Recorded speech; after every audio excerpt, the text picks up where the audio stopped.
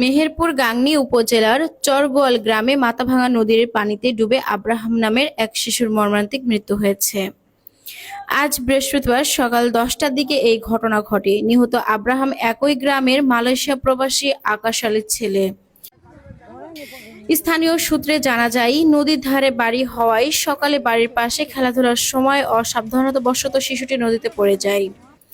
কিছুক্ষণ পর এলাকাবাসী তাকে নদীর পানিতে ভাসমান অবস্থায় দেখতে পেয়ে পরিবারের সদস্যদের খবর দেন। পরে তাকে উদ্ধার করা হলেও ঘটনাস্থলেই তার মৃত্যু হয়। নাই পানির মধ্যে খেলা করতে করতে আমার নাতিটা পানি খাই ফেলছে।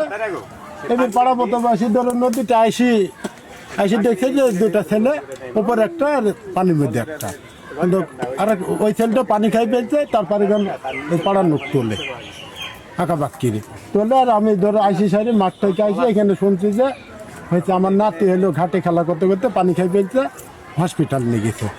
এবার হসপিটালে না যাইতে যাইতে অমনি আমার নাতি মারা গেছে।